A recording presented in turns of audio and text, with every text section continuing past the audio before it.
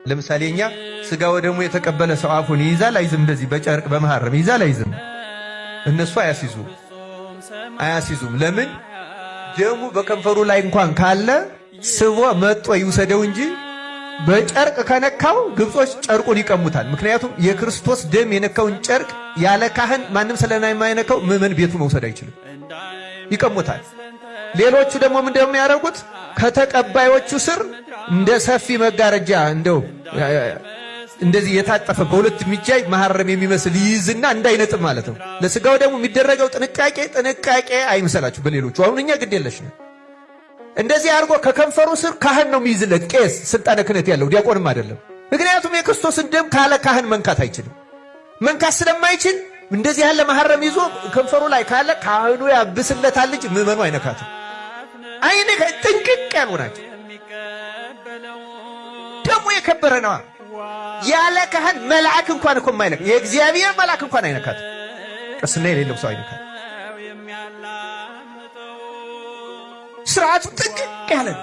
ቤተክርስቲያን የከበረች ናት። ክርስቲያን የክርስቶስ ቤት ናት፣ አካሉ ናት፣ ሙሽራው ናት። በዚች ቤተክርስቲያን ውስጥ እንደፈለጉ ማውራት መንቀሳቀስ ነውር ነው፣ ክልክል ነው። ክርስቲያን ስርዓት ውስጥ መግባት አለብን።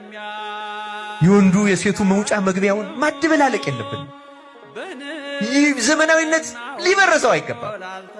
ድነትን ሊሻሽለው የሚችል ምንም ነገር የለም። ክርስቲያን ቅዳሴን ማክበር መጠንቀቅ አለብን። ካህናት ለአመችነቱ ብለው ሌሊት መግባት የለባቸው። እውነት ለመናገር ይህም ስርዓት የጣሰ ነው።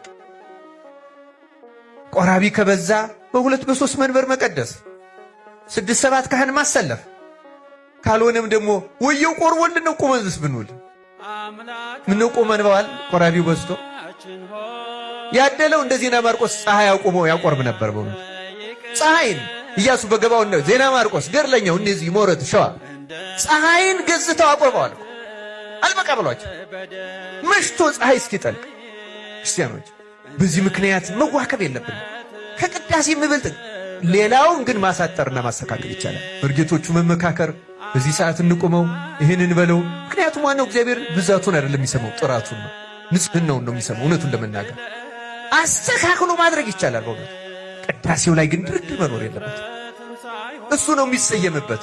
ምናፍረው እኛ ነን፣ ምንቀጣው እኛ ነን። ፍርድም በደብተራ በድንኳን ከካህናት የሚጀምረው በዚህ ምክንያት ነው፣ በምስጢራት ምክንያት ነው ከካህናት የሚጀምረው ፍርድ። ስርዓት ያስፈልጋል። ክርስቲያኖች ስርዓት ጠብቀን ለመኖር ያብቃን።